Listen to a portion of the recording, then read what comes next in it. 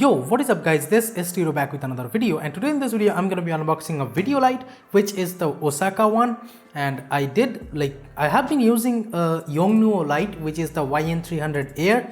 If you guys have been following me, you should know. And here is a card of that light's unboxing. And today in this video I'm gonna be unboxing this Osaka 300 Mark III.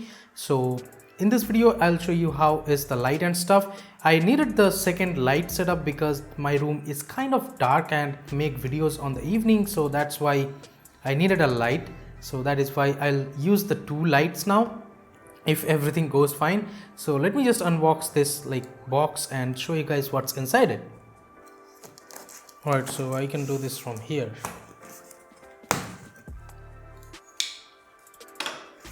So these are the contents over here. First of all, we get this kind of charger, the battery charger, I guess. Let me just pull it out. Here is how the charger box looks like. This is the battery charger of the light, and we get the battery also over here. And as you can see, this is the video battery, it says. So I'll just unbox these stuff later on. Now let me bring the light box over here. So nothing else is there inside the box of this main box, so I'll just throw it away. And this is the Osaka light box over here, and this is how it looks like. Here it says OS 300 Mark III Pro LED light, and color temperature it shows 3200 Kelvin to 5600. And what else, this is how it looks like to the sides. And here it says some information like dual power input, digital display, wireless remote controller not included, and strong bottom shoe mount. And what else, the microcontroller based stuff, battery level display, super bright LED, and with diffuser it says. So let me just unbox it. It does not have any kind of seal or stuff, so let's just open it up. And here we get this kind of user manual over here. So something I just dropped, some paperwork, of course, I'll just put it over there. And over here we have the warranty card, and this is how it looks like. I think one is for you and one is for the dealer or something, so that's how it is. Now over here, this is the light itself over here. Let me just pull it out, and boom, here is how it looks like. I have to remove this wrap, this kind of plastic wrap over here, so I'll do that. And what else, let me just put the light like this. And here we get a handle too over here. As you can see, this is how the handle looks like. Pretty ripped stuff. Doesn't look new at all, this handle only. That's how it is, but I'm okay with it. I'm not gonna even use it. I'll use it with the light stand or the tripod, so I don't need this. And by the way, this packaging looks pretty similar to the Yongnuo packaging, I have to say. I have the box of the Yongnuo light, and that looks pretty similar to this kind of box, like the black and chocolate kind of look. So right now let me open the battery itself and see. Here is how the battery looks like. So as you can see, this is pretty small over here, and this is the 2800 milliampere battery over here. As you can see, it says 2800 milliampere, not too much like 5000 or something, but it does the job, I guess. I have never owned this kind of battery like the NPF 550 or 750, but yeah, this is my first battery of these lights. And over here we have the battery charger. Here you get the adapter over here, and it has this kind of normal charging adapter kind of look over here. And this is how the battery charger looks over here. As you can see, you can just put the battery like this, I guess. So here, as you can see, you can just put it to charge by connecting it with this. So I'm gonna do it later and come back. Now let me open the wrap of this plastic wrap from this light, and let me show you guys.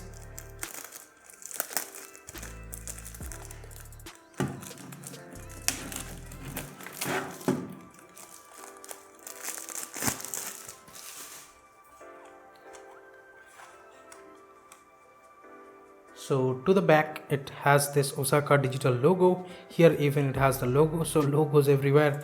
Here it has the OS 300 Mark III, the model number, and some buttons over here like for battery and stuff, and to adjust the light and stuff. So let me just pull it like this.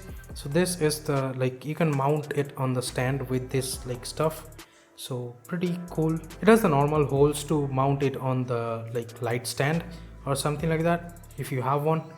And over here, let me just open this stuff, and it does come with this like diffuser over here pre-enabled. You can remove the diffuser from here.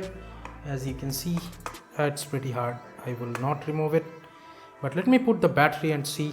So it's done, and here I see some kind of red light over here.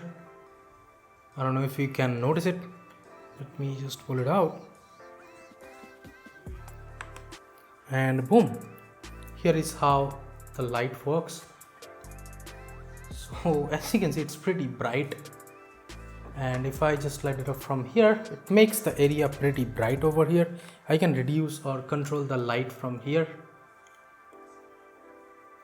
So right now it's on almost like 0, and it goes up to like 99 with the battery.